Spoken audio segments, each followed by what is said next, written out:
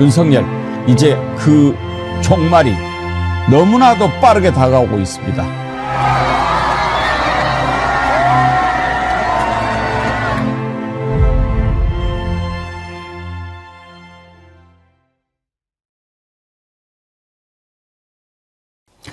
여러분 안녕하십니까? 백운기입니다. 갈수록 태산입니다. 이제 저 미치광이 반란 속의 윤석열의 어처구니 없는 궤변과 사악함을 볼 날도 얼마 남지 않았지만 헌재에서 보여준 윤석열의 인식과 태도는 왜 윤석열이 그 자리에 더 있으면 안 되는지를 국민들에게 똑똑히 보여주는 자리였습니다. 국회에 왔는데 인사를 안 했다고 총 들고 국회를 쳐들어갑니까? 참으로 어처구니가 없습니다. 심지어 사실관계조차 맞지 않습니다. 자신이 했던 짓을 조금이라도 돌아본다면 생각할 수도 없는 말입니다. 100번 양보해서 줄탄핵을 했다 하더라도 중요한 것은 그 모든 절차가 헌법과 법률 안에서 이루어졌다는 것을 왜 모릅니까? 이상민도 가관입니다. 모든 국무위원들이 국무회의도 아니었다고 하는데 처음으로 제대로 된 국무회의였다고 얘기합니다. 그러면 김용현이 찬성했다라고 하는 국무위원이 바로 이상민이라는 고백 아니겠습니까? 윤석열, 김용현, 이상민이 고등학교 동문이라고 하지요. 참 그 학생들을 생각하면 우리가 오히려 미안해집니다. 생방송 백운계 정치 1번지 출발합니다. 오늘 정어리몰 소개할 상품, 어제까지 여러분 함께해 주신 아귀찜 진심으로 여러분들이 많이 아껴주셔서 감사하다는 말씀드리고, 오늘 패널님들 앞에 이거 하나씩 놔드렸는데 목마르실 텐데 뭐 하나씩 가서 드십시오. 이게 점심 먹고 디저트로 먹겠습니다. 그러십시오. 제가 어제 먹어봤는데 정말 맛이 좋더라고요. 근데 장윤미 변호사님만 해도 젊으니까 잘 모르시겠지만 우리 어렸을 때 한라봉이라는 게 없었어요. 저도 아기 때는 없었어요. 그래요? 오렌지도 귀했던. 있었을 것 같은데. 좀 많이 먹고 그러니까요. 그때만 해도 이렇게 귤만 있었고 한라봉이 없었는데 이게 90년도 이후에 제주도에서 엄청 인기를 끌면서 그때만 해도 좀 가격이 비싸서 먹기가 힘들었는데 처음에 이걸 맛보고 세상에 이런 맛이 막 했던 기억이 납니다. 귤도 되게 비싸고 귀하지 않았어요. 그러니까요.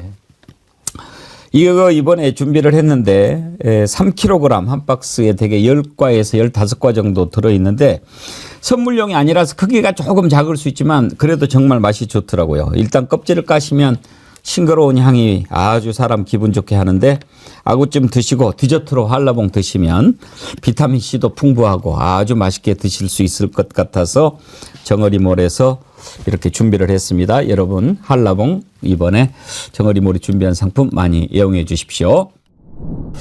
오늘 함께 하실 세 분 패널 소개합니다. 김보엽 조국신당 수석 대변인님, 장윤미 변호사님 지난주에 결석했어요. 네, 죄송합니다.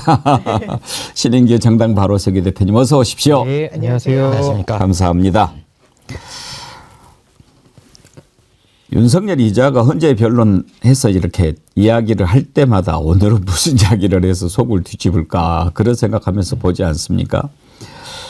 처음에는 호수의 달 그림자 이런 얘기를 하더니 또 지난번에는 뭐라고 그랬죠? 정말 기억도 하기 싫은데 어제 보시면서 김보엽 수석님은 어떤 생각이 드셨어요? 저는 요새는 좀 띄엄띄엄 봅니다. 그걸 계속 지켜보고 있으면 다른 일을 할 수가 없잖아요. 맞습니다.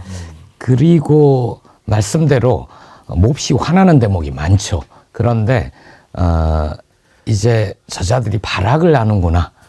최후의 순간까지 발악을 하는구나. 그러면서 좀 느긋하게 보려고 노력을 하고요. 어제 보고 이제 앞으로 2월 말 3월 초 정도면 주문 대통령 윤석열을 파면한다. 이런 결정을 내리지 않겠습니까? 그런데도 저자들은 왜 저러고 있는가? 윤석열이 거기에 동의하는지 안 하는지 모르겠지만 적어도 윤석열을 변호하고 있는 변호인단, 대리인단, 이자들은 파면을 피할 수 없다는 걸 알 겁니다. 왜냐하면 그래요. 5가지 사유 중에 모두 다 헌법 중대하게 법률도 중대하게 위반을 했거든요.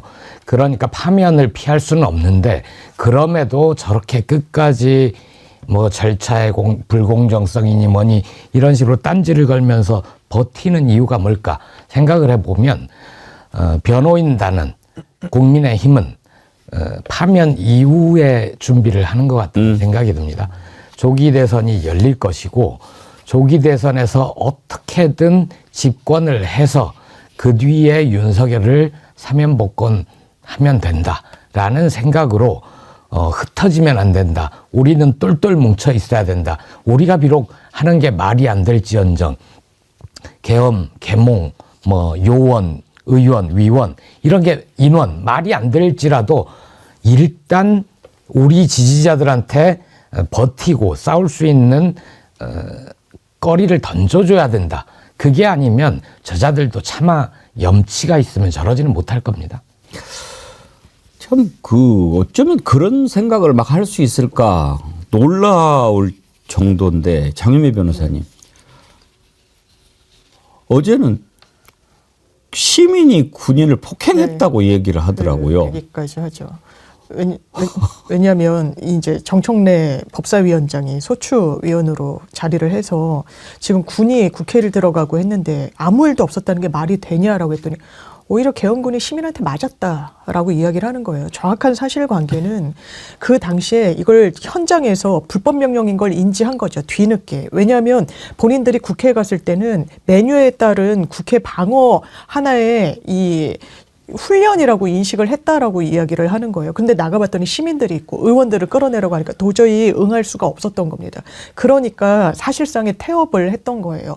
그렇게 시민들이 격분하고 일부 시민들이 화가 나니까 이런 부분과 관련해서 근데 물리력 충돌 뭘 보고 이야기를 하는지 모르겠지만 그게 정확한 사실관계예요. 본인이 본인을 발화자로 해서 내려졌던 모든 위법하고 불법적인 그런 명령들 정말 납득할 수 없는 여러 이야기가 나오는 거예요. 그러면서 또 이럽니다. 아니 비상계엄 이건 대통령의 고유 권한이다. 이건 왕만이 할 수 있는 거예요. 대통령도 헌법 질서에 따라서 관계 법령에 따라서 해야 되는데 하나도 안 지켰거든요. 그러면서 자기 변명에 대단히 급급합니다. 부서가 없었잖아요. 왜 헌재가 그걸 빨리 내라고 했겠습니까? 아주 명징한 증거거든요. 이 계엄이 정당하기 위한 절차를 확인할 수 있는 게 국무회의 심의 이 건이거든요. 서면이거든요. 못 냈어요. 그러면서 전자부서고 사후 결제할 수 있는 거다. 사후 부서할 수 있는 거다. 근데 사후 부서 했습니까? 안 한 거예요. 이거 내란 프레임을 씌우니까 국무위원들이 겁을 먹어서 그랬다는 취지로 이야기를 하고 변명을 하니까 변명을 꼬리를 물면서 결과적으로 이건 탄핵 그리고 파면을 완전히 빠른 속도로 자초하는 변론을 펴고 있다. 이렇게 말씀드리고 싶습니다. 신인규 대표님 이제 하나하나 우리가 살펴보겠지만 또 그런 얘기도 했지 않습니까? 국회에 왔는데 인사도 안 하고 말이죠. 그러니까 그렇다고 총칼을 들고 국회를 쳐들어오냐 그러는데 그러니까 이자는 대통령이라고 하는 자리를 떠나서 공동체에 같이 살아갈 자격조차 없는 사람이 아닌가. 이 법질서 체계 안에서 공동체가 유지가 되는 게 어떤 약속 아니겠습니까? 심지어 부모를 살해한 자도 자기가 직접 이렇게 처단할 수 없는 것 아닙니까? 그게 법질서 아닙니까? 그러니까 사실 어제 그 박수 안 쳐줬다, 뭐 야당에서 자기 물러나라 그랬다. 그러니까 소위 말해서 이제 기분 나쁘다 이거거든요. 근데 보통 우리가 기분이 나쁘다고 해서 누굴 때리거나 또 누구를 다치게 하거나 누구를 죽이거나 하면 안 되죠. 그건 뭐 너무 당연한 얘기를 제가 지금 하는 것 같은데 그런 당연하게 반박당할 얘기를 어제 일국의 대통령이라는 사람이 헌재 나와서 한 겁니다. 그것도 내란을 저지른 중대범죄 혐의자가 반성은커녕 나와서 헛소리를 한 건데 저는 어제 그 장면을 보면서 어떤 걸 심리적으로 느꼈냐면 윤석열이라는 이 자는 당연히 우리 공화국 시민의 자격도 없지만은 거절을 많이 안 당해봤구나. 그러니까 오냐 곱게 자랐다라는 생각을 좀 많이 했습니다. 그러니까 누가 나에게 박수를 안 해준다? 그럼 저를 인정 안 한다는 거거든요. 그럼 인정 안 했을 때 자존감이 강한 사람은 별로 흔들림이 없습니다. 뭐 박수 쳐주면 고마운 거고 안 쳐주면 뭐 다음에 더 잘해서 박수 치겠지 이러고 넘어가는데 윤석열 이자는 거절을 안 당해봤기 때문에 그 박수 안 쳐주는 게 너무 불쾌한 겁니다. 총칼을 들 정도로. 그러니까 얼마나 이 좁쌀과 또 자기 훈련과 자기 절제가 안 된 사람이라는 것이 어제 저는 만천하에 드러났던 한 장면으로 보고요. 윤석열을 비롯한 이 세력들이 지금 하는 기술이 세 가지입니다. 첫 번째가 물타기 기술이고요. 뭐 논점을 계속 바꾸죠. 그래가지고 가해자와 피해자를 지속적으로 바꿔갑니다. 뭐 대표적인 게 계엄을 한 사람들이 본인인데 내란 범인들이 내란범 잡으러 간 경찰이 오히려 영장 집행하면 그게 내란이다 이렇게 얘기해요. 쉽게 얘기하면 강도가 들어와서 경찰이 테이저건 갖고 와서 잡으려고 하는데 경찰이 강도다 이러고 있는 거거든요. 한심하기 짝이 없고.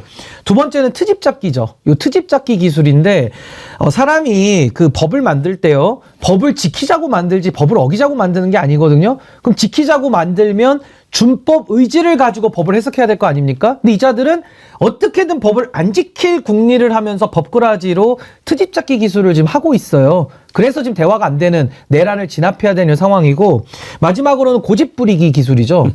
이 고집 부리기는 뭐냐면은 뻔한 거짓말이 만천하에 드러나면 인간이면 부끄러움을 알고 얼굴이 빨개지고 동공이 흔들리는 게 정상입니다. 마치 나경원 의원이 한동훈 대표가 토론 과정에서 저한테 공소 취소 부탁했잖아요 라고 했을 때 나경원 의원 정도의 양심만 살아있어도 동공이 흔들리는 게 카메라에 잡혀가지고 막 돌려봤었는데, 이 윤석열 이자는 그 정도의 양심도 없어요. 그래가지고 고집 부리면서 끝까지 자기가 옳다라는 이 독선을 부리고 있는데, 저는 윤석열 시대를 우리가 정리하면서 민주주의란 무엇인가, 헌법이란 무엇인가, 이 나라의 주권자들은 누구인가라는 아주 중요한 질문을 던졌고 거기에 대해 답을 찾아가는 저는 과정을 제시해주고 있다. 전 그렇게 봅니다. 예, 참 기술자들이 어떻게 하는 걸 보고 있습니다. 우리가 바위처럼 강물처럼님, 윤씨 박수 쳐줄게 삐지지 마. 대신 박수 칠 때 떠나 감옥으로 그러셨습니다. 정완식님, 백운갱커님, 모든 국민들이 꼭 알면 좋겠습니다. 알코올 중독, 약물 중독, 무속 중독, 주술 중독, 탐욕 중독, 갑질 중독과 모든 종교 특정 교리 중독자들도 이들의 위험한 특징은 하나같이 자신의 탐욕에 반하는 사람들을 혐오하고 적대시하는 행위를 일관되게 합니다. 그런 지적을 해 주셨습니다. 이제 우리가 하나하나 짚어볼 텐데, 괴로우시더라도 윤석열 하는 얘기를 잠깐 한번 들어보지요. 왜냐하면 말도 안 되는 주장을 하면서 그것도 사실과 맞지 않는 그런 주장을 하기 때문에 논리적으로 우리가 반박하기 위해서 한번 들어보자고 하는 겁니다. 들어보기 전에 행복님께서요, 깜빡하신 분들 좋아요 살포시 꾹 하고 갑시다 그러셨는데, 행복님 감사합니다. 지금 13,000명 넘게 들어와 계시는데 좋아요는 4,000분밖에 안 되시네요. 예, 꼭 눌러주십시오. 좋아요 눌러주시면 좋습니다. 자, 어제 그 헌재 변론에서 윤석열의 말도 안 되는 얘기 한번 들어보시죠.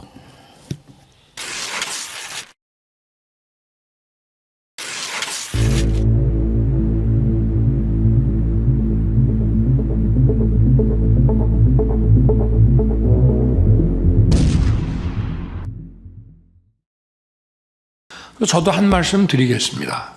제가 취임하기 전부터도 민주당과 야권에서는 선제 탄핵을 주장하면서 제가 이 계엄을 선포하기 전까지 무려 178회를 퇴진과 탄핵 요구를 했고요. 제가 국회 예산안 기조연설을 하러 가면 아무리 미워도 그래도 얘기 듣고 박수 한번 쳐주는 것이 대화와 타협의 기본인데, 제가 취임하고 갔더니 아예 로텐더홀에서 대통령 퇴진 이 시위를 하면서 의사당에 들어오지도 않아서 여당 의원만 놓고 반쪽짜리 제가 예산안 기조연설을 했고요. 그 다음번에는 이제 들어는 왔습니다. 언론에서 비판하니까. 근데 전부 고개를 돌리고 있고, 제가 끝나고 악수를 하니까 전부 거부하면서 그 문 쪽에 있는 일부만, 앞면이 있는 일부만 하고, 저에게 심지어는 빨리 사퇴하세요, 이런 의원들도 많았습니다. 그러니 도대체 제가 대통령으로서 야당이 아무리 저를 공격하더라도 왜 대화와 타협을 안 하겠습니까? 의석수도 100석 조금 넘는 의석을 가지고 어떻게든 야당을 설득해서 뭐를 해보려고 한 건데 이 문명 국가에서 도대체 현대사에서 볼 수 없는 이런 줄타내기라고 하는 것은 이거는 대단히 악의적인 거고 이거는 대화 타협을 하겠다는 것이 아니라 그냥 이 정권을 파괴시키는 것이 우리의 목표라고 하는 것을 명확히 보여주는 겁니다. 참 제가 할 말이 많은데 제가 다 얘기할 수는 없고 우리 패널 분들의 의견을 들어봐야 될 텐데요. 한두 가지만 제가 팩트 차원에서 짚겠습니다. 먼저 대화와 타협을 얘기하는데 대화와 타협을 윤석열이 얘기할 자격이 있습니까? 어떻게든 야당을 설득해서 뭔가를 해보려고 했다고요. 그런 자가 대통령 되고 나서 야당 대표 한 번도 안 만나고 그랬습니까? 일단 이건 말이 안 되고요. 그다음에 예산안 기조연설을 하러 왔는데 퇴진 시위를 했다? 그 화면 혹시 준비됩니까? 그때 왔을 때 야당 의원들이 들고 있던 피켓을 한번 저희가 보여드리겠습니다. 그때요. 퇴진 얘기는 들어가지도 않았습니다. 준비가 됩니까? 예. 그런데 이런 식으로 막 말을 돌립니다. 이제 뭐 빨리 사퇴하세요 하는 의원이 한 명인가 있었어요. 기억에 뭐 이렇게 하는데. 근데 그걸 또 많았다라고 얘기합니다.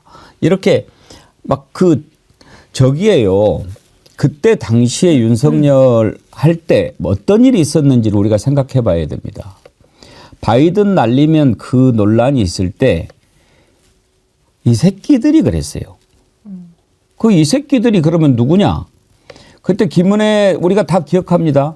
김은혜 대변인한테 그러면 이 새끼들이 미국 국회의원들 얘기하는 거냐? 아니라고 그랬어요. 그러면 어디 국회의원들 얘기하는 거예요? 콜롬비아? 아싸라비아? 아니잖아요. 그렇게 우리나라 국회의원들을 향해서 이 새끼라고 했는데 그것에 대해서 사과 한마디 하지 않고 오기 때문에 사과하라고 얘기한 거지. 그때만 해도 마음속으로는 물론 너 같은 놈 대통령 인정할 수 없다. 그러지만 퇴진하라 이런 얘기 하지 않았거든요. 그런데도 이렇게 얘기를 합니다. 김보엽 수석님. 예. 이 말도 듣고 있으면 저걸 말이라고 하나 하는데 교묘하게 표현들을 막 과장하고 비틀고 왜곡하고 막 이렇게 해요. 저 아까 그 장면에서 보시면 변호인단 표정이 재밌습니다. 변호인단이 들으면서 그래 맞아 우리 대통령 말씀이 절대적으로 옳아 공감하는 표정이 아닙니다.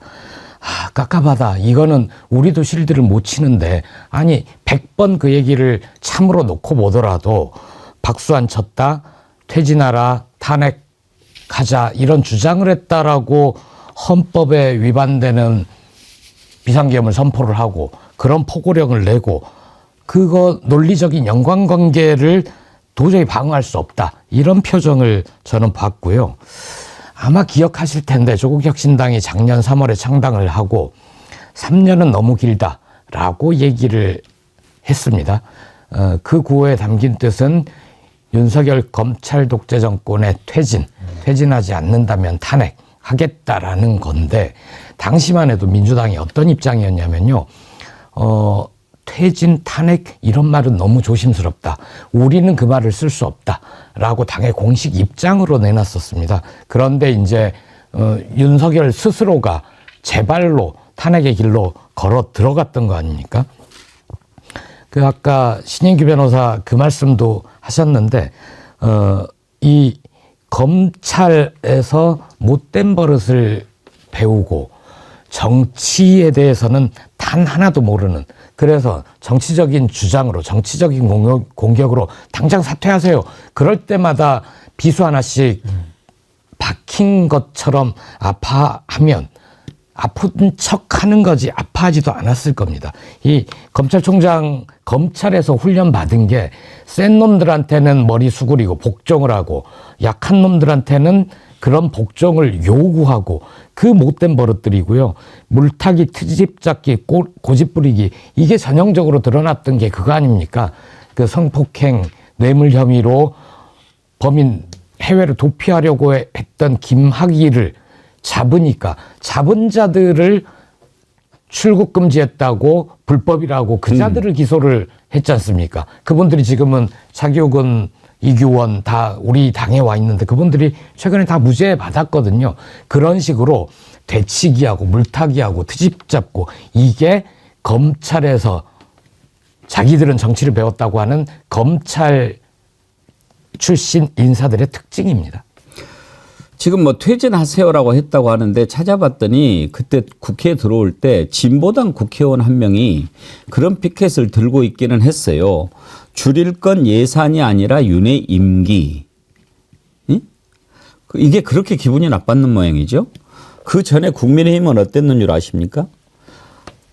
문재인 대통령 때 문재인 대통령이 국회 예산안 시정연설을 하러 나왔는데 아예 딱 테이블에다가 특검 수용하라. 특검 거부하는 자가 범인이다. 이런 것을 놓고 있었습니다. 그런 식으로 만약에 하면은 계엄 아니라 별것도 했겠죠. 아니 계엄의 정당성을 주장하기 위해서 내세우는 논리가 고작 이겁니까, 장윤미 변호사님? 얼마나 허술한지를 본인 스스로 증명하는 꼴이 된 거고요. 본인은 그게 대단히 억울했던 것 같아요. 그러니까 뭘 협치를 위해서 본인이 노력했다고 이야기합니까? 그 뒤에 예산안과 관련한 시정연설 국회에 모습을 드러내지 않았는데요. 국회 개원할 때도 모습 드러내지 않은 게 헌정사에 처음 있었다는 진단까지 나왔었는데 무슨 협치를 위해서 이야기를 합니까? 그리고 이런 격정적인 감정 헌법재판관 앞에서 100번 1000번 토로해도 불리할 뿐입니다. 그렇죠. 왜냐하면 본인이 해야 될 일은요. 내 계엄이 왜 정당했는지, 왜 이 상황을 전시사변에 준하는 국가 비상 상황으로 인식해서 계엄군을 이렇게 이제 가동시켰는지 이 부분에 대해서 재판부를 설득해야 돼요. 절차적으로도 그렇다는 부분을 설득해내야 되는데 박수도 안 치더라. 내 앞에서 사실상 모멸하더라. 그 자리에서 물러나라고 하더라. 그걸로 계엄 선포할 수 없습니다. 그런 식으로 계엄 선포하면 우리나라의 이 전직 대통령 전부 전 세계 모든 지도자들이 계엄해야 될 거예요. 그렇게 하라고 있는 게 계엄이 아닌데 오히려 패착이다. 왜냐하면 자기 주관이 너무 확고하다 보니까 이런 주장을 가감없이 하는데 패착 중에 패착인 변론을 스스로 펼친 거라고 생각합니다. 그러니까요. 신은기 대표님. 검사까지 했던 자 아닙니까? 그러면 법적인 논리로 이러이러이러함으로 이렇게 된다. 이렇게 해야지. 혹시 변론할 때 막 감정적으로 뭐 이렇게 하면은 재판부에서 그런 것을 받아줍니까? 그러니까 뭐 기본이 안 돼 있다라는 말밖에 뭐 더 할 말이 없고요. 지금 윤 대통령이라는 뭐 대통령이라는 말 이제 뭐 쓸 날이 며칠 안 남았습니다만 뭐 아직까지 현직이니까 제가 뭐 대통령이라는 이름을 붙여야 될 것 같긴 한데 윤 대통령은 자기가 정치 왜 하는지에 대해서 이번에 다 본심 나왔거든요. 그게 뭐였냐? 국민을 대접하라고 대통령 자리에 앉힌 거예요. 근데 본인은 보니까 대접 받으려고 대통령 했네요. 박수 받으려고, 누리려고. 그러니까 본인이 얼마나 한심한 동기로 권력만을 누리기 위해서 저 권력을, 검찰 권력을 이용해서 찬탈해 왔는가. 이걸 이제 그대로 전 입증을 했다고 보고요. 아까 그 진보당 의원이 사진 피켓 들고 있을 때 윤석열 표정 아까 사진에 잘 보셨습니까? 아니, 정치하다 보면요. 싫은 소리 더 많이 듣죠. 어떻게 좋은 얘기만 들으면서 정치할 수 있는 방법이 있습니까? 저 표정 보시면 딱 그게 뭐냐면은 술 더 먹고 싶은데 술 안 줬을 때 표정 내지는 아버지가 고무호수로 때릴 때 억울하게 맞는다라는 표정이 딱 저 표정이에요. 제가 보니까 술과 고무호스. 아, 이 새끼 성질대로 한번 바라보면 저거 잡아가지고 아니면 계엄 선포하기 직전 표정. 네. 딱 그겁니다. 지금 저 아까 진보당 의원이 피켓 들고 있을 때. 근데 제가 아무리 생각해봐도 헌법재판소가 자기 하소연하는 곳이 아니잖아요. 근데 지금 와가지고 푸념하고 하소연하는 게 너무 좀 한심한데 정치를 대결로 배운 것 같아요. 근데 정치는 해결을 해야 되거든요. 그러니까 해결에는 관심이 없고 대결적으로 가서 상대를 죽이면 된다. 이게 윤석열의 정치의 목적이었다. 이게 저는 만천하에 드러난 거고요. 뭐 그동안에 아까 보니까 뭐 대화도 많이 시도했고, 아유, 보면은 정말 민주적인 지도자라고 우리가 다시 역사를 고쳤어야 될 수준으로 거짓말을 늘어놓던데 딱 두 개만 얘기하면요. 전 윤석열 그러면 딱 두 개만 떠올라요. 하나가 영장, 하나는 이틀막. 영장은 수사로 그동안 정치를 죽여온 반정치의 상징이고 경호를 통해서 결국 입틀막을 뭐 한두 번 했습니까? 공개 장소에서 카이스트에서 했죠. 그 광복절 기념식에서 국회의원을 그렇게 했죠. 또 의협회장 뭐 지금 탄핵됐지만 그분에 대해서도 입틀막 했죠. 아니 자기 하고 싶은 대로 다 했고 했으면서 무슨 대화 타협을 운운하는지 저 기가 찹니다. 기가 차요. 저자는 정말 그 술을 너무 많이 마셔서 그런지 자기가 무슨 말을 하는지도 모르고 어제 했던 말도 기억을 못하고 그러는 것 같습니다. 적어도 다른 건 몰라도 대화와 타협은 저자 입에서 나올 말이 아니죠. 어떻게든 야당을 설득해서 뭔가를 해보려고 했다고요. 제가 너무나 많이 말씀을 드렸기 때문에 여러분들 귀에 박히셨을 거예요. 윤석열 대통령 당선된 이후에 취임하기 전까지 제가 여러 차례 방송에서 이야기를 했습니다. 이럴 때가 아니다. 그때도 이미 여소야대였습니다. 야당의 협조가 없으면은 그거는 국정을 운영할 수가 없는 상황이었기 때문에 야당을 많이 만나야 된다. 이 황금 같은 시간에 그냥 자기들끼리만 만나서 김치찌개 먹고 뭐 이럴 때가 아니다. 그런 얘기를 제가 했거든요. 제 개인적으로 하고 있는 방송도 아니고 다른 방송에서 그렇게 얘기를 했습니다. 그랬는데도 전혀 만난다는 뉴스가 안 나와요. 그래서 이놈아가 정치를 별로 해보지도 않은 놈인데 뭔가 좀 아나? 낮에는 그렇게 안 하고 밤에 슬그머니 야당 의원들 만나서 이런저런 도움을 청하나? 그렇게 생각했어요. 왜냐하면 그게 상식이니까. 나중에 알고 보니까 만났다는 국회의원이 한 명도 없어요. 야당 의원들이. 낮에는 자기 가까운 사람들 만나서 맛있는 거 처먹고 밤에는 술 처먹고 이것만 한 거예요. 그래놓고 무슨 야당을 설득하고 대화와 타협을 그 입에 올립니까? 김화숙님, 협치 좋아하네. 새치 하나 조심해라. 오캡틴님은 구자를 넣어가지고 해주셨기 때문에 사실 좀 보여드리고 싶은데 구수가 구질하게 구라를 구사하네. 구자가 5개 들어갔습니다. 재미있게 쓰셨어요.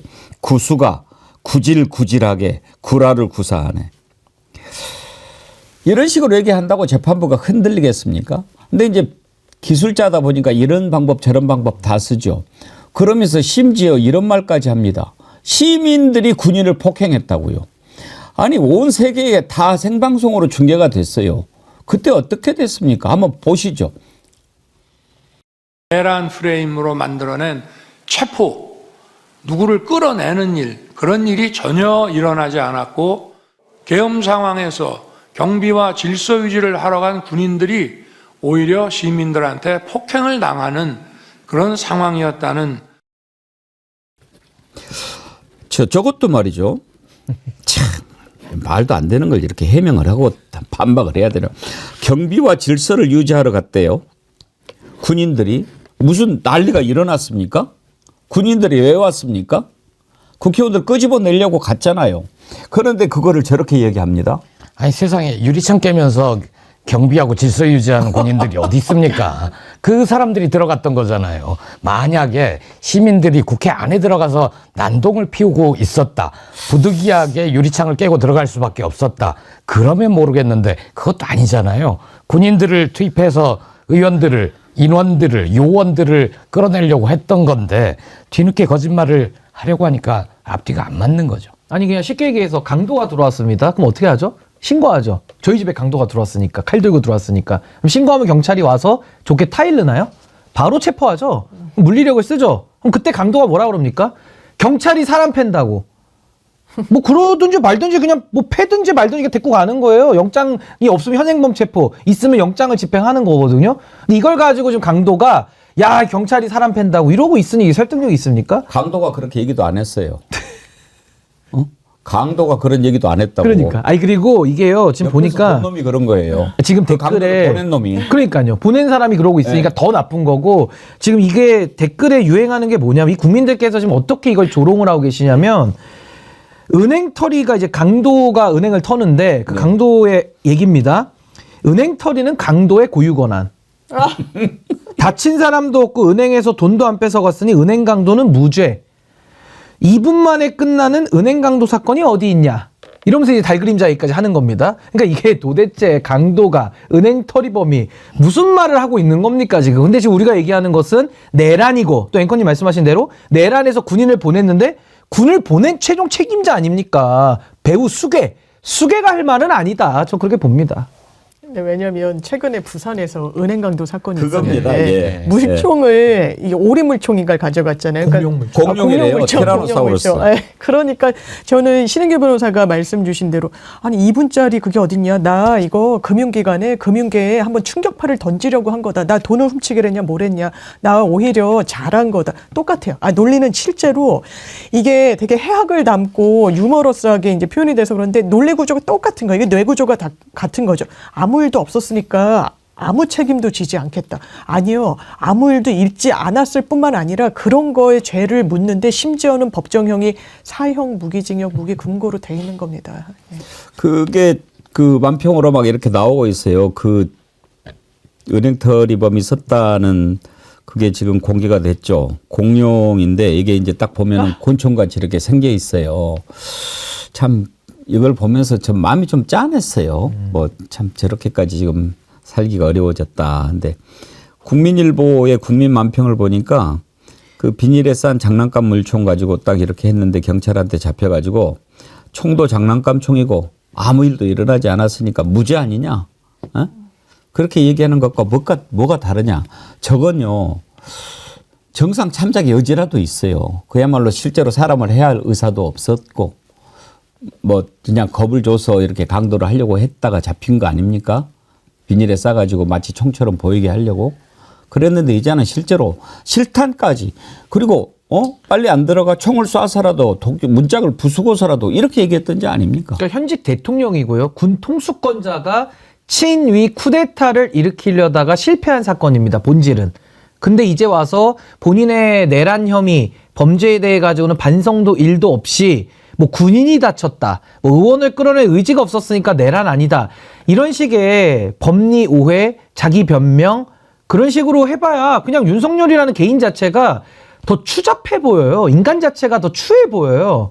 그래서 저는 뭐 원래 추한 인간이라고 할 말은 없는데 뭐 추하든 안 추하든지 간에 결국 본인이 행한 범죄 혐의에 대해서는 죗값을 엄정하게 물어야 되는 것이고 저는 저 은행 강도를 빙자해서 풍자하시는 저분의 저 행위 속에 윤석열 당신이 지금 얼마나 한심한 짓을 하고 있느냐 그걸 깨닫게 해주고 있는데 뭐 깨달을지는 잘 모르겠습니다.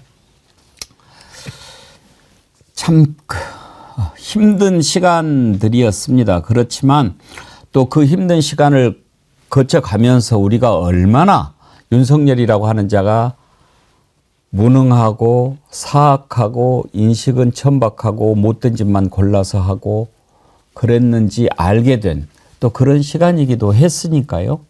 이런 걸 잘 교훈으로 삼아서 다시는 이 땅에 저런 자가 태어나지 않도록 그렇게 하는 것이 중요하겠지요. 어제 나온 이상민도 보면서 어쩌면 저렇게 똑같을까 그런 생각들 하시지 않았습니까? 국회에 나와서는 답변하지 않겠습니다만 계속 얘기해서 저놈은 아는 것도 없고 말할 줄도 모르고 그러는 줄 알았는데 어제 나오니까 얘기를 막 하더라고요. 근데 그거를 말이라고 합니까? 예를 들면 어느 정도 그러니까 윤석열은 검사 출신이고 이상민은 판사 출신이라면서요. 정말 대한민국 검사 판사들 부끄러워서 어떻게 살까요? 저런 자들이 검사 출신 판사 출신이라니. 지금 단수 지시를 내렸다라는 것이 소방청장의 입을 통해서 또 증언으로까지 나오지 않았습니까? 그랬는데 그걸 자기가 전화를 해놓고도 마치 그 문건도 받지 않은 양 테이블 위에 있는 걸 보니까 그렇게 써져 있었다. 그래서 어쨌다는 거예요. 참 이자들이 하는 것을 보면서 그 내용을 한번 들어가 보죠.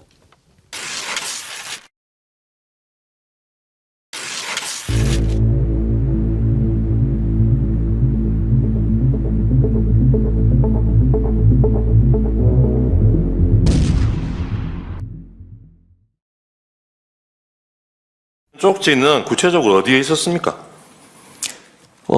대통령 집무실입니까? 여기 접견실입니까?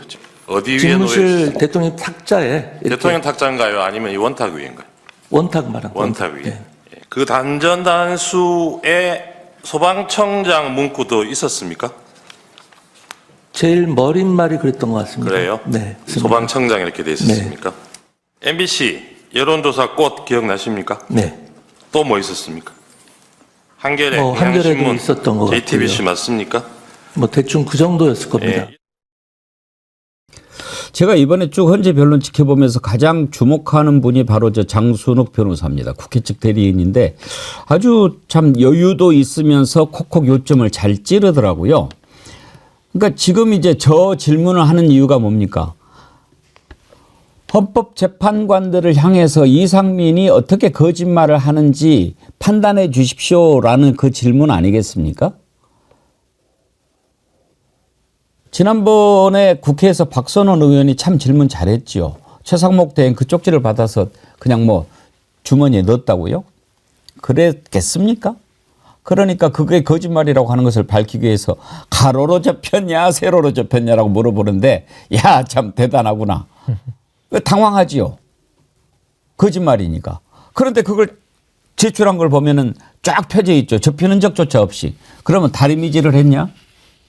이렇게 물어보는 거 아니에요. 아니, 신인규 대표님.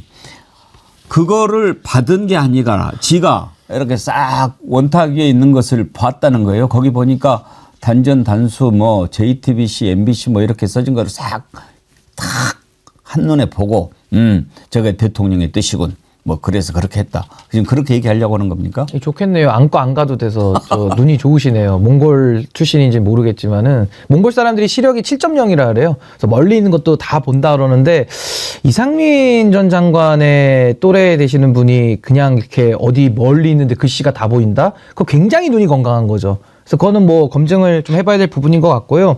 저는 이번에 윤석열, 한덕수, 이상민, 최상목 요 4명만 제가 콕 집어서 이 자들을 통해서 대한민국이 정말 총체적으로 저는 되짚어볼 부분이 많다라고 생각을 합니다. 이게 바로 그 엘리트의 민낯이라고 저는 부르고 싶은데요. 이게 뭐냐면 지식과 양심이 있을 때, 지성과 양심이 있을 때 과연 우리 사회는 무엇을 더 강조해 왔나. 그러니까 그동안에도 그냥 지식 위주로 한 거 아닙니까? 우리가 정직하게 살아라, 도둑질하지 말고 거짓말하지 말아라, 좀 손해보더라도 정직해라 라는 걸 가르쳤나? 아니면 그거 안 가르치고 야 그냥 똑똑하게 살아라, 더 배워라, 더 가져라, 어떻게 가르쳐 왔습니까? 도대체 어떻게 해왔길래 저런 사람들이 아니 한 명만 있어도 문제인데 어떻게 저렇게 고위직에 다 들어가죠? 그래서 저는 정말 대한민국을 한번 좀 되짚어봐야 될, 전 매듭을 한번 풀었다가 다짐해야 될 시점이 이 윤석열의 시대라고 보고, 양심이 결여된 지식은 흉기입니다. 근데 지성이 결여된 양심은 우리 사회를 지키는 무기가 되거든요.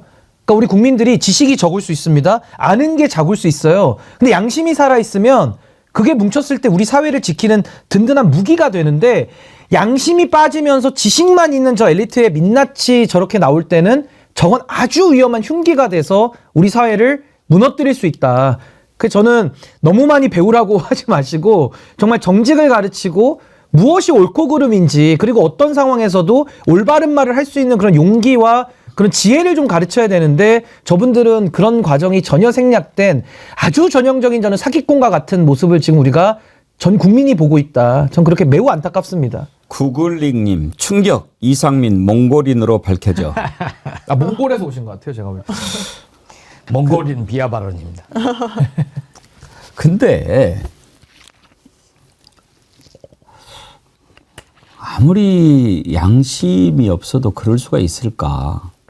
그러니까 뭐 이제 그 변명을 하지만 그래도 어느 정도 조금 말이 되는 변명을 했으면 좋겠어요. 소방청장하고 전화했다는 것을 이제 인정을 할 수밖에 없는 상황이잖아요. 그거 왜 전화했냐? 그랬더니 이자도 윤석열하고 똑같은 얘기를 해요. 질서 유지를 위해서 제대로 되고 있는가 확인하려고 전화했다. 정말 저 입을 어떻게 해버릴까요? 한번 들어보시죠. 큰 사건 사고고 접수된 거는 없는지, 어떤 각종 시위나 충돌 같은 상황은 없는지, 그런 상황이 전반적으로 궁금해서 제가 경찰청장과 소방청장이 차례로 전화를 했습니다. 만일의 경우를 대비해서 국민의 안전에 대해서 최우선적으로 그리고 꼼꼼히 챙겨달라라는 취지에 당부를 한 거고, 언론사 5곳을 말씀을 하시고 그 경찰 이야기를 하고 요청이 오면 적절한 조치를 취하라, 이런 뜻으로 저는 그때 전화를 받고 옆에 있던 우리 그 간부들도 제가 아마 단전단수가 소방 업무냐 할 수 있느냐 물었는데 아니라는 이야기를 저에게 했기 때문에. 장윤배 변호사님, 저런 해명을 들으면 재판관들은 어떻게 판단합니까? 왜냐하면 둘 중에 한 명은 거짓말을 하는 것이거든요. 소방청장도 국회에서 아마 이 녹취 같은 건 증거로 제출을 국회 소추위원단이 할 거예요. 그러면 양립할 수 없는 겁니다. 논리적으로. 누군가 한 명은 거짓말을 하는 거예요. 그러면 소방청장은 이렇게 이야기합니다. 그 당시 상황과 관련해서 구체적인 언론사까지 이야기를 해요. JTBC, MBC, 여론조사 꽃, 경향, 한겨레. 그리고 심지어 이상민 전 장관은 그 언론사에 대한 쪽지를 봤다라고 해요. 다만 그걸 내가 내 입으로 옮기진 않았다라는 겁니다. 그 마음속에 있는 걸 소방청장이 독심술사도 아닌데 어떻게 읽습니까? 이거는 누군가 지시를 받았다고. 그리고 소방청장은 이상민 장관을 끌어들여서 거짓말을 지어낼 아무런 이유가 없어요. 왜냐하면 처음에 약간 함구하듯이 진실을 이야기하는데도 좀 저어하는 태도를 보였거든요. 그리고 그 이후에도 밑에 실제로 단전단수 조치에 들어가라고 하달했다는 의혹이 제기되고 있습니다. 그렇다면 대단히 구체성을 띠고 거짓말을 할 동인이 없는 일관성과 흔들리지 않는 진술을 하는 소방청장과 내가 대통령으로부터 지시받지 않았다. 지시받지 않았을 수 있어요. 지시받지 않아도 본인이 할 수는 있으니까요.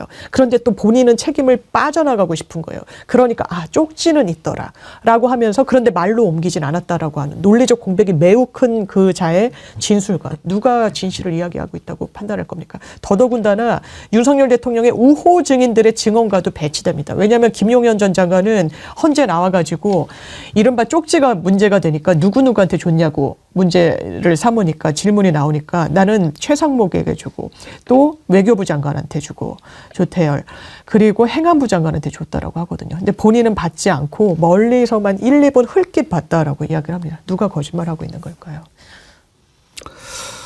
이향님, 이상민 저 얘기를 듣고 우리 부부가 식탁에 큰 글씨로 써놓고 읽어봤습니다. 제가 보기에는 법을 공부하고 법으로 먹고 살았던 법기술자의 비루함, 천박함, 이걸 보는 것 같습니다. 신 대표님은 지식 그리고 양심을 말씀하셨는데 저는 이자들한테 양심까지 바라지는 않고요. 상식이 있었으면 좋겠다. 상식대로라도 말하고 행동했으면 좋겠다라고 생각을 하고요. 아까 국회 대리인단 그 변호사 말씀하셨는데 잘 하십니다. 그런데 저는 표현 하나는 꼭 바로잡았으면 좋겠는데 그 쪽지라고 얘기를 하잖아요. 예. 쪽지, 메모 혹은 문건 이런 표현을 쓰는데 아닙니다. 이거는 구체적인 지시 명령서입니다. 포고령 이후에 각 국무위원들이 자기 해당 분야에서 무엇을 해야 하는지 김용현이든 아니면 김용현하고 상의한 윤석열이든 니네 행안부는 이거에 니네 외교부는 이거에 또 국방부 경찰 이런 식으로 다 내린 거 아닙니까? 이거는 구두로도 했을 가능성도 있지만 각 국무위원들이 대통령으로부터 비상계엄 이후에 각 부처가 해야 될 일이 담긴 문서를 받은 겁니다. 거기에 정식으로 공문 형태가 아니고 결재란이 없었을지 몰라도 그걸 왠지 쪽지, 메모 이렇게 얘기하면 누가 대충 끄적거려서 준 것 같이 아니면 별로 덜 중요한 듯한 느낌이 들지 않습니까? 앞으로는 이게 그 A4 용지에 계엄군의 계엄사령부의 혹은 내란 수계의 명령이 담긴 지시 명령서라고 표현을 해야 될 것 같습니다. 정말 뻔뻔하다라고 해야 되겠죠. 모든 사람들이 아니라고 하는데 혼자만 주장하는데 그걸 낯빛 하나 바꾸지 않고 이야기합니다. 특히 국무회의와 관련해서 뭐라고 합니까? 한덕수 총리도 그건 국무회의라고 부를 수가 없다. 최상목 대행도 국무회의 아니었다라고 얘기하는데 국무회의가 있었다고 하면서 뭐라고까지 얘기를 하는지 들어보시겠습니까? 참석하시는 분들이 내가 지금 국무회의를 하고 있구나 이런 생각을 못 하셨던 것 같거든요. 근데 증인께서는 네. 이게 지금 국무회의라고 생각을 하셨던 건가요? 그렇습니다. 이번 국무회의처럼 실질적으로 국무위원들끼리 열띤 토론이나 의사전달이 있었던 것은 처음이었고요. 도대체 국무위원이 대통령실에 그러면 뭐 간담회 하러 오거나 뭐 놀러 왔다는 것은 말이 안 되는 얘기입니다. 그래서 전부 다 반대하고 걱정하고 총리께서 말씀하셨듯이 저는 국무회의라고 생각하지 않습니다. 말도 안 된다, 막아야 됩니다 라고 이야기를 했고요. 회의 자체가 없었다고 생각합니다. 장윤미 변호사님, 어떻게 보면 저자들이 이제 자기들이 파놓은 말의 덫에 오히려 걸려들었다라고 맞죠. 생각이 되는데, 지난번에 김용현이 찬성한 사람도 있었다고 했잖아요. 네. 다 반대했다라고 하는데 실질적인 국무회의였다고 생각을 한다라고 하는 이상민의 진술은 그 찬성한 사람이 바로 자신이었다라고 하는 그런 진술이 돼버리는 것 아닙니까? 그래 보이죠. 왜냐하면 다 반대했다라고 했는데 찬성한 사람, 본인의 내심은 본인이 알 테니까요. 그리고 본인이 국무회의라고 생각했는지 안 했는지 중요하지 않습니다. 증인신문 과정에서 중요한 건 증인의 생각이 아니에요. 저희가 통상적인 증인신문 절차를 진행하더라도 증인의 의견을 묻거나 생각을 물으면 이거 추정에 불과한 거라서 법률상 의미가 없기 때문에 판사가 엄청 제지합니다. 체험한 사실을 얘기해야 돼요. 그러면 다른 사람들이 뭐라고 얘기합니까? 국무회의가 왜 아니라고 합니까? 그 형식적 요건조차도 갖추지 못했거든요. 여러 번 계속해서 국무위원으로서 했던 통상적인 국무회의 이 절차는 완전히 달랐다는 겁니다. 그래서 간담회라는 말이 나왔던 거예요. 김영식 재판관이 묻습니다. 거기 국무회의 간사는 출석을 했냐고. 그게 행안부 소속 공무원이 하는 거죠. 다 속기하고 이래야 되니까. 있지도 않았습니다. 그러니까 아예 형식적 요건도 갖추지 못했고, 심지어 이상민 장관이 국무위원들이 오질 않아가지고 이 부분과 관련해서 30분인가 기다리느라고 지체됐다고 하는데, 어떤 보도가 있었냐면요. 그 당일 이상민 장관은 지방 일정이 있었습니다. KTX를 타고 올라오는데 전화가 왔다는, 김용현 장관한테. 비화폰으로 통화 가능하냐 물어서 비화폰으로 바꿔 듣고 빨리 대통령실로 갔다는 거예요. 그 당시에 앉아 있었던 국무위원들, 뭐 통일부 장관, 법무부 장관 다 비화폰을 갖고 있는 장관들이었다는 겁니다. 근데 그걸로는 의결 정족수가 안 됐던 거예요. 한덕수 총리의 말에 의하면 이거 최소한 불러야 됩니다. 나머지 원래 안 부르려고 했다라는 윤석열 대통령의 그런 보도가 나오고 있어요. 그래서 부랴부랴 불렀다는 겁니다. 근데 농림수산식품부 그 여성 장관인가요? 자기는 가자마자 막 대통령이 계엄하겠다고 나가길래 무슨 내용인지도 몰랐다고 합니다. 그거는 국무회의가 아니에요. 국무회의가 왜 중요하냐? 계엄을 하기 위해서는 헌법에 국무회의의 심의를 거치도록 되어 있습니다. 심의라는 건 찬반을 하는 건 아니에요. 의견을 같이 모으는 그 절차고 부서까지 완료돼야 그 정확한 절차가 완료되는 겁니다. 아무것도 하지 않은 거예요. 이런 부분과 관련해서 논의, 숙의 있지 않았고, 이 속기 남기지 않았고, 부서 뭐 전자부서니까 나중에 하면 된다. 그래서 나중에 했습니까? 3개월 지나서 지금까지 했나요? 못했잖아요. 왜냐하면 또 이런 기사가 있거든요. 최상목 대행이 그날 막 사인하라고 그랬다는 거예요. 대통령실 뭐 관계자가. 나 못한다. 이런 거에 나 내 이름 남길 수 없다. 그러니까 다른 국무위원들이 보고 있다. 주저주저 하면서 아무도 사인 안 했다는 겁니다. 그런데 어떻게 이걸 국무회의고, 내 생각은 그렇고 이거 실질적으로 문제가 없다. 헌재에서 제일 먼저 요구했던 서류가요, 윤석열 대통령 측에 이 국무회의 심의서였어요. 없었거든요. 못 냈습니다. 지금까지 못 냈고 앞으로 못 낼 건데 그거 하나만으로도 탄핵 사유는 차고 넘칩니다. 근데 저는 이제 법적으로만 이건 좀 하고 싶은 게, 우리 헌법 88조에 국무회의라는 게 나옵니다. 그리고 계엄은 국무회의에서 다뤄야 될 사항인 게 89조에 나오고요. 정부조직법 12조 사항에 따르면은 국무회의가 규정되어 있습니다. 의장이 대통령이 이거 쭈루룩 설명 나와 있거든요. 거기에 따르면 국무회의 규정이라고 하는 대통령령에 의해서 하도록 되어 있는데, 이 대통령령 살펴보시면요. 목적, 회의 운영, 의안 제출, 합의, 의안 심의, 의결 정족소, 대리 출석, 국무회의 회의록까지 다 나와 있습니다. 그럼 이걸 다 지켜야 국무회의거든요. 근데 지금 보시면은 누구는 했다 그러고 누구는 안 했다 그러고 누구는 간담회라고 한 3가지 학설이 지금 막 대립하는 것 같아요. 그러면 단적으로 우리가 주주총회를 열었는데, 뭐 기업에서도 주주총회 하니까요. 주주총회를 열었는데 어떤 주주는 야 이거 주주총회야. 또 어떤 주주는 야 주주총회 아니야. 우리 밥 먹으러 온 거야. 아니면 어떤 주주총회는 야 우리 그냥 MT 온 거야. 이렇게 다 주장하면 그 주주총회입니까 아닙니까? 법정 가겠죠? 아니겠죠? 지금 요 국무회의를 했다라고 하는데 정상적인 국무회의면 국무회의 개최 여부에 대해서 논란 자체가 안 나오는 게 정상 국무회의입니다. 근데 이미 논란이 너무 많이 나왔죠. 이 자체가 회의가 없었다라는 저는 가장 강력한 반증 아니냐. 뭐 기분에 따라서 회의일 수도 있고 아닐 수도 있고 이건 아니거든요. 명확하게 회의면 회의고 아니면 아닌 건데 저는 아니라고 봅니다. 김보엽 송. 예, 이게 갈라지는 겁니다. 어떻게 갈라지냐면 윤석열은 어떻게 되든 말든 우선 나는 좀 살아야 되겠다. 관료 출신들이 그건 국무회의가 아니다. 국무회의가 없었다라고 주장을 하는 거고, 그래야 자기들이 계엄 선포를 논의하는 국무회의에 참석해서 의견을 개진한 게 돼버리잖아요. 국무회의라고 인정을 하면. 그래서 이 관료 출신들은 윤석열 상관없이 나는 살아야 되겠다라는 생각에 국무회의가 없었다고 하고, 지금 국무회의라고 주장하는 자들은 나는 살아야 되겠는데 내가 이렇게 얘기하면 윤석열도 좀 살 수 있지 않을까? 죄가 가벼워지지 않을까? 혹은 윤석열 지지자들이 이걸 근거로 좀 오래 버텨서 흩어지지 않고 있지 않을까? 이걸 고민하는 자들이, 이걸 생각하는 자들은 이제 굳이 따지자면 서결파 정도 3명 남은 거죠. 행안부 장관하고 국방부 장관하고 이 사람들은 국무회의를 통해서 정식으로 비상계엄에 관한 안건을 심의했다라고 주장을 하는 겁니다. 또 하나 좀 우울한 얘기일 수도 있는데요. 그래서 이상민 장관은 열띤 토론, 그렇게 활발한 의견 개진이 있었던 국무회의는 처음이라고 주장하잖아요. 그러면 예전에 그 윤석열 캠프 대선 전에 있다가 나온 언론인 출신이 한 명 얘기한 게 있습니다. 윤석열에 대한 자는 누구와 얘기를 해도 1시간 얘기하면 59분 떠든다. 여기에서도 그랬겠구나. 그렇죠. 예. 그걸 결국은 고백한 거죠. 예. 그런 정도 안 됩니다라는 얘기가 막 나왔던 것.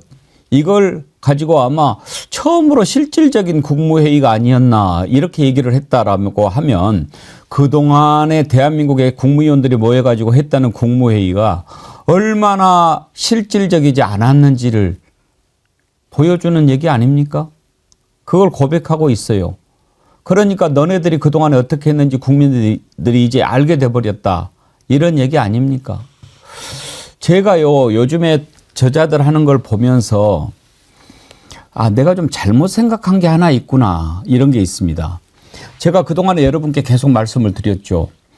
왜 윤석열이 내란을 일으켰는가. 그렇게 이야기하면서 이야기했던 것이 부정선거 저것은 다 명분이고 말도 안 되는 얘기고 결국은 윤석열과 김건희의 죄를 덮기 위해서 그게 곧 들통날 것 같으니까 그렇게 저지른 것이다. 이렇게 말씀을 드렸죠. 그 생각은 지금도 똑같습니다. 그런데 한 가지 제가 요즘 들어서 바꾼 것은 이렇게 내란을 저질러 놓고 부정선거 이걸 명분으로 갖다 내세운 게 아닌 것 같다 하는 말씀입니다. 뭐냐? 미리 준비한 것 같아요.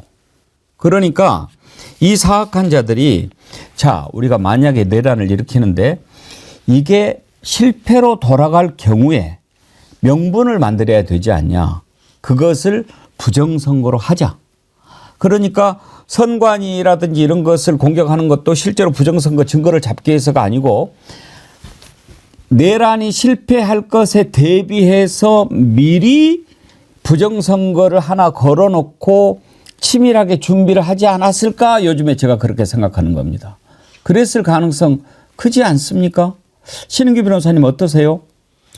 그러니까 뭐 내란의 직접적 동기가 사실 윤석열의 파면 청구라든지 심판이라든지 아니면은 뭐 형사 재판에도 큰 영향은 없습니다. 그러니까 예를 들면 살인행위다 그러면 살인 그 자체로 처벌을 하는 거지 내가 뭐 어떤 행위 때문에 목적을 가지고 했냐라는 거는 범행의 배후에 대한 수사이기 때문에 뭐 양형에는 좀 고려가 있을 수 있겠죠. 별로 본질은 아닌 건데 저는 처음에 선관위에 군을 보냈다고 했을 때 정말 믿기 어려웠고요. 그 자체도 국헌 문란이니까요.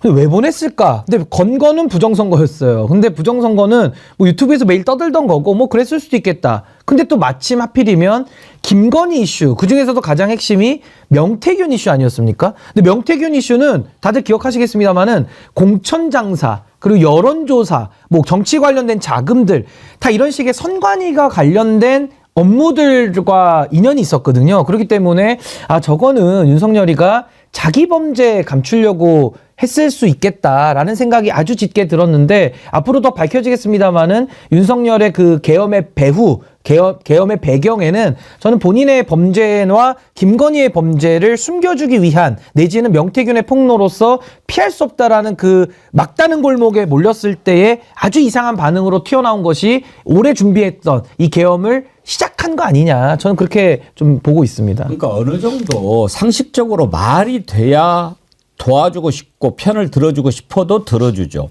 어제 나왔던 사람들 가운데 신원식 국가안보실장, 지금 현재도 윤석열 부하 아닙니까? 그런데도 신원식 국가안보실장마저도 뭐 중국 선거 개입 어떻게 생각하느냐, 여기에 대해서 단정적으로 말할 수 없다라고 얘기를 해요. 그거 어떻게 얘기를 하겠습니까? 그리고 김용빈 선관위 사무총장, 이 사람은 윤석열하고 동기예요. 서울대 79학번. 그런데 이 사람까지도 그 말이 안 된다라고 얘기를 해요. 편을 들어줄 수가 없죠. 왜? 너무나 상식에 어긋나니까. 정말 그 고등학교 제가 웬만하면 얘기 안 하려고 한다니까요. 근데 너무나 부끄럽지 않습니까? 이번에 민주당의 박주민 의원이 그 고등학교를 찾아갔더라고요. 가가지고 학생들한테 이런저런 얘기를 했는데 뭐라고 얘기했는지 궁금해서 오늘 모셨어요. 2부에서 박주민 의원 만나서 한번 그런 얘기 들어볼 테니까요. 조금만 기다려 주시고, 김행진님, 이곳으로 쓰레기차 좀 보내줘서 그랬는데 아무래도 그래야 될 것 같습니다. 한 가지만 더 짚어보고 1부를 마무리하겠습니다. 이렇게 미친놈들이 이렇게 막 이끌어가니까 미친 자들이 도처에 널려 있습니다. 정말 이번에 국가인권위원회 하는 것 보고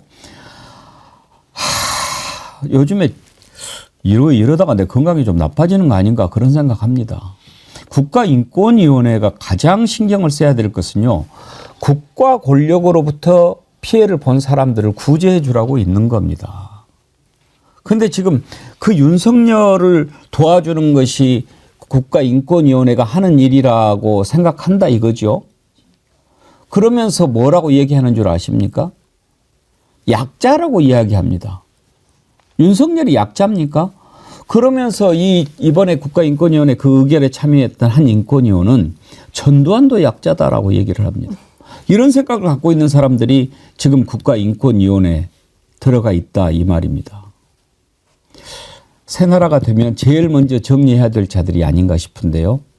그중에 이충상이라고 하는 자 얘기를 한번 들어보시죠. 대통령이 사회적 약자입니다. 내가 몇 번 말합니까? 재판장 앞에서, 헌법재판관 앞에서 대통령이 사회적 약자입니다.